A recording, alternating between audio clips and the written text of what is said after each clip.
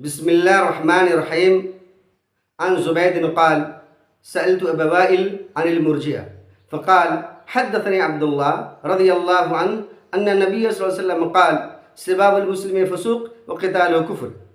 زبید رحمہ اللہ سے روایت ہے، انہوں نے بیان کیا، میں نے ابو وائل رحمہ اللہ سے مرجئہ فرقہ کے بارے میں پوچھا تو انہوں نے جواباً کہا، مجھ سے عبداللہ بن مسعود رضی اللہ عنہ نے حدیث بیان کی کہ نبی صلی اللہ علیہ وسلم نے ارشاد فرمایا، مسلمان کو برا بھلا کہنا فسق ہے اور اس سے لڑائی کرنا کفر ہے۔ یہ حدیث صحیح بخاری میں حدیث نمبر 48 پر موجود ہے، مزید 2 مقامات پر موجود ہے اور بھی حدیث کی دوسری کتابوں میں موجود ہے۔ تفصیلات ڈسکرپشن پہ دیکھی جا سکتی ہیں۔ اس حدیث کو نقل کرنے سے پہلے امام بخاری رحمہ اللہ نے باب باندھا ہے، باب خوف المؤمن من ان يحبط عمله ولا يشعر، یعنی مسلمان کو ہمیشہ ڈرتے رہنا چاہیے کہ کہیں ایسا نہ ہو کہ اس کے اعمال ضائع ہو جائیں اور اس کو پتہ بھی نہ چلے۔ اس کے بعد امام بخاری رحمہ اللہ نے سلف کے چند آثار نقل کیے ہیں، جیسے ایک اثر ہے امام ابراہیم تیمی رحمہ اللہ کا، وہ بیان کرتے ہیں کہ میں نے جب اپنے گفتار اور کردار کو ملایا تو ایسا لگا کہ کہیں ایسا نہ ہو کہ میں شریعت کا جھٹلانے والا بن جاؤں۔ اسی طرح سے امام ابن ابی ملیکہ رحمہ اللہ کا اثر ہے، وہ بیان کرتے ہیں کہ میری ملاقات 30 صحابہ کرام سے ہوئی، ان میں سے ہر ایک کو ہم نے پایا کہ وہ اپنے اوپر نفاق سے ڈرتے تھے، اور ان میں سے کسی نے بھی ایسا نہیں کہا کہ میرا ایمان حضرت جبریل اور حضرت میکائیل علیہ الصلوۃ والتسلیم کے ایمان کی طرف سے ہے۔ اسی طرح سے امام حسن بصری رحمہ اللہ فرماتے ہیں کہ جو بھی مسلمان ہوگا وہ نفاق سے ڈرتا ہی رہے گا، اور جو منافق ہوتا ہے اس کو اس کی کیا فکر ہوگی، اس پر کوئی فرق نہیں پڑتا اور وہ بڑا ہی مطمئن رہتا ہے۔ اسی طرح سے سورہ آل عمران کی آیت نمبر 135 کو نقل کیا کہ وَلَمْ يُصِرُّوا عَلَى مَا فَعَلُوا وَهُمْ يَعْلَمُونَ، یعنی جو مومن ہوتے ہیں وہ ہمیشہ اس بات کا خیال رکھتے ہیں کہ جو غلطیاں ہیں، غلط کام ہیں، ان کا آدمی اعادہ نہ کرے، ان کو ریپیٹ نہ کرے۔ معلوم کیا ہوا کہ مسلمان لڑائی جھگڑے پر اور گناہ کے کاموں پر اصرار نہیں کرتا۔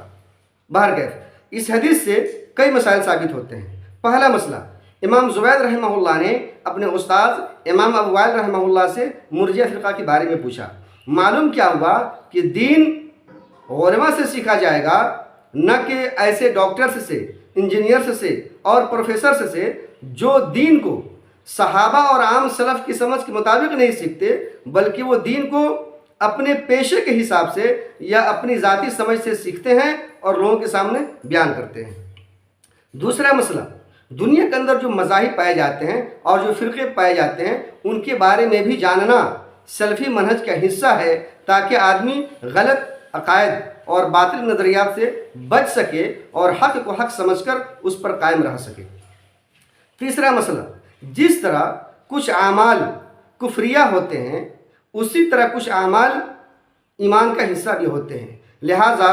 کفریہ اعمال اور ایمان والے اعمال کا جاننا ضروری ہے تاکہ آدمی کفر سے بچ سکے اور ایمان کے جو اعمال ہیں ان کو انجام دے سکے۔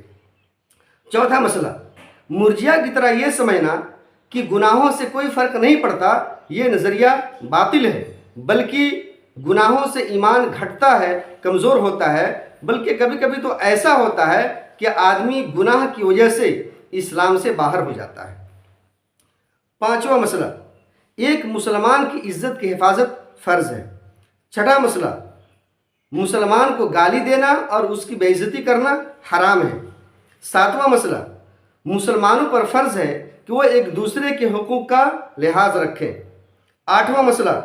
ظلم کی تردید اور ظالم کی مخالفت جائز ہے، بلکہ کبھی کبھی یہ عمل فرض ہو جاتا ہے۔ نواں مسئلہ،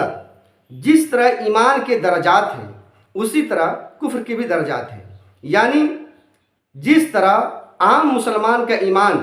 نبیوں اور فرشتوں کے ایمان کی طرح نہیں ہوتا، اسی طرح ایک مسلمان کا کفر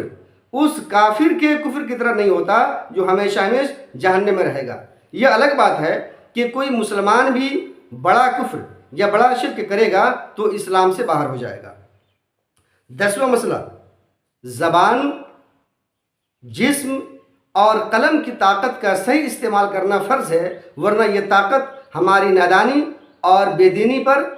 مہر لگا دے گی۔